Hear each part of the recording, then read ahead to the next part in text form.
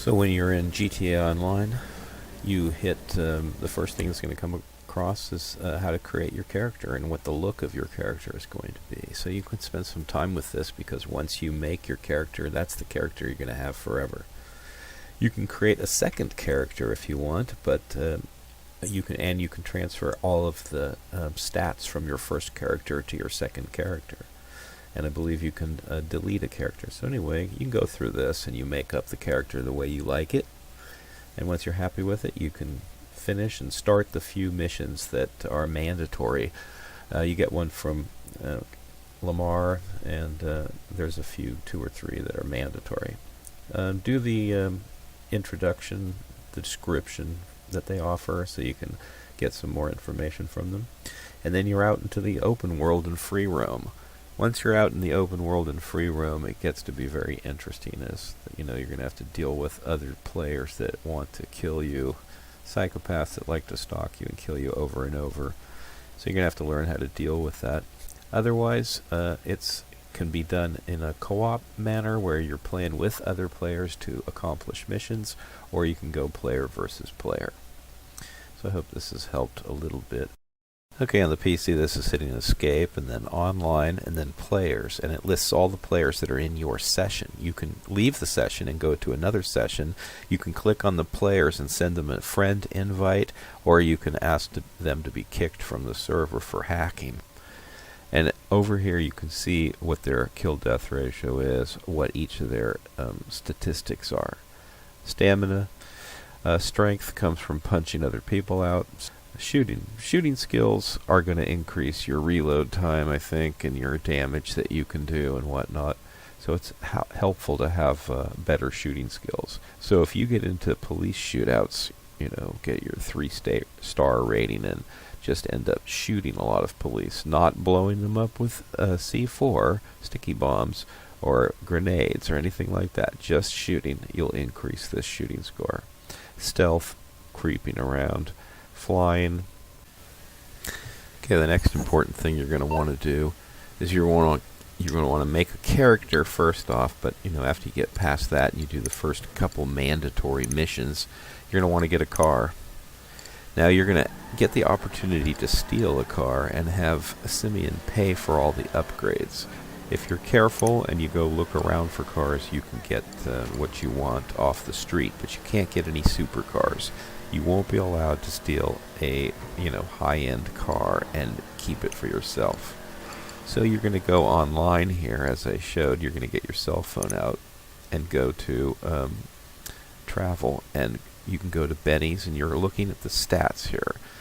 The top speed, acceleration, braking, and traction. So these are just a few cars that are available for purchase online.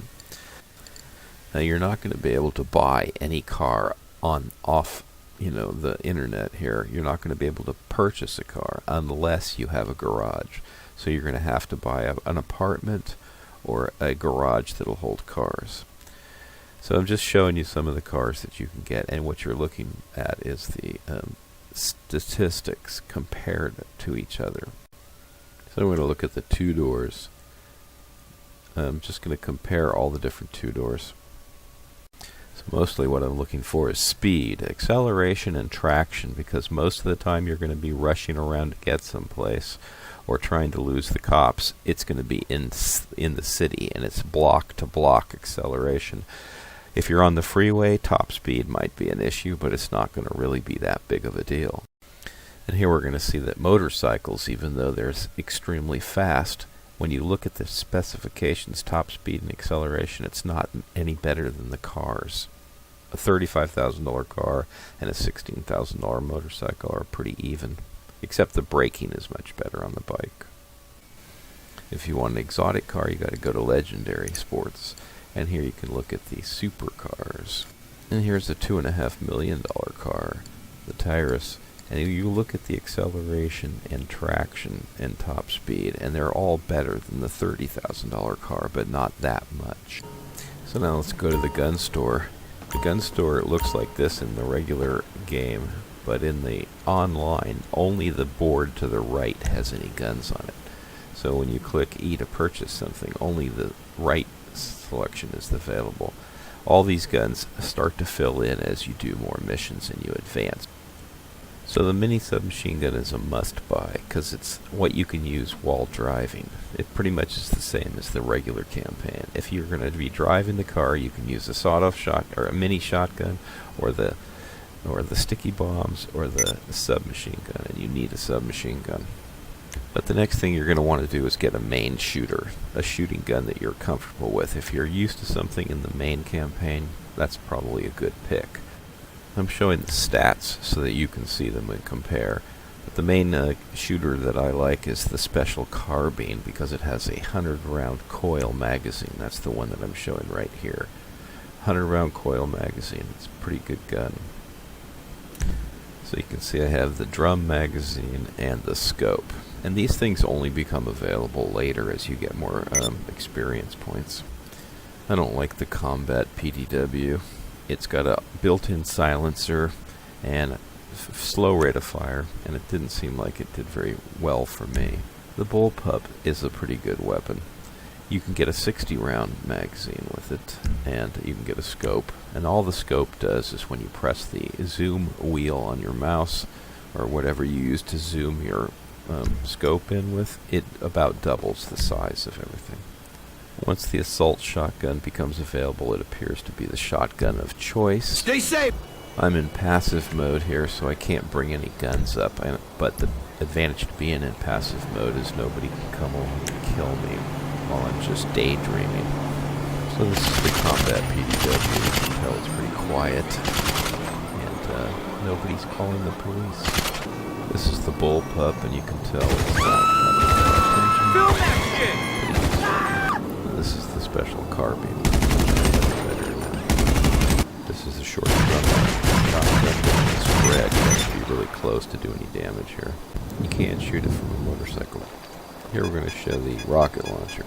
It locks onto your target. When it turns red, it should go and get a kill with it. Of course, it doesn't always do that, as you'll see here.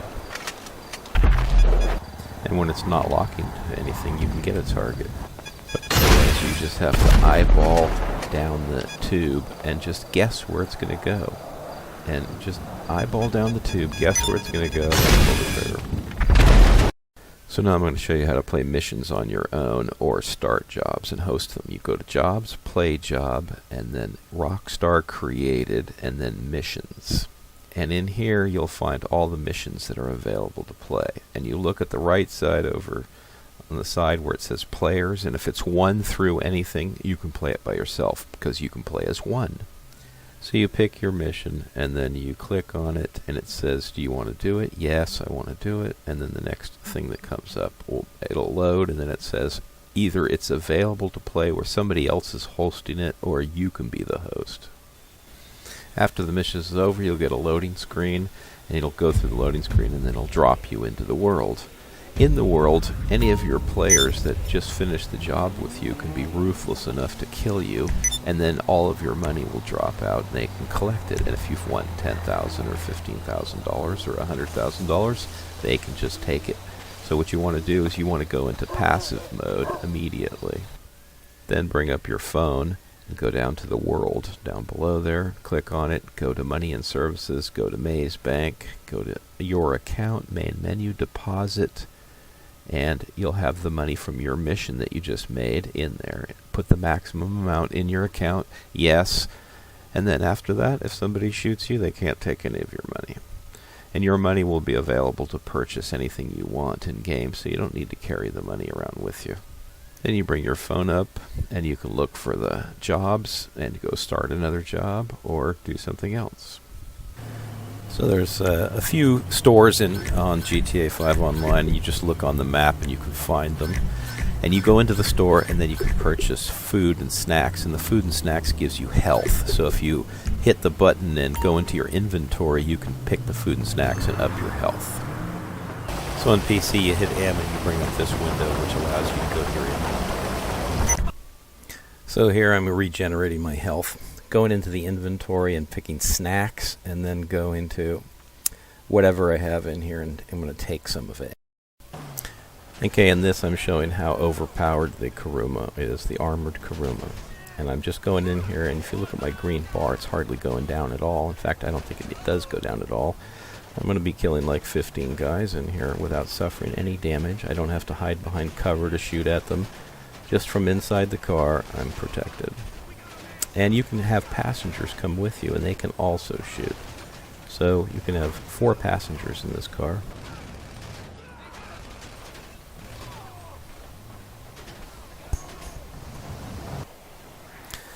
Okay, sometimes they'll spawn you in the middle of nowhere, and you don't know why. Why are you spawning up on Mount Chiliad, where it's going to take 5 minutes to go anywhere? So you look at the options and the last spawn location, and you can set where you want to be spawned. In the beginning, maybe it has random automatically set, but after you get a house, you can spawn at your house. Next, you can go into the interactive menu and go to Vehicles and request a personal vehicle, and it'll respawn your car right next to you. And then you want vehicle access to be restricted to just passengers. Otherwise, somebody can jump in your car and drive off in it and leave you stranded. And lastly, you can go to your phone and call Moore's Insurance to replace your car if it gets blown up or somebody else destroys it or the police destroy it. The other thing I'm going to suggest you do is that you go on YouTube and you watch the different heist missions that are available in GTA 5 Online, because the instructions are horrible and they're not going to tell you what to do. There's a Pacific Standard Job, the Prison Break, and Humane Labs. And if you look and watch somebody else completing them, you can get an idea of the job that each of the parties has to do, because it's not all everybody's all together. Most of the time they have individual jobs they have to do. And if you don't know where to go and what to do, then you fail over and over again.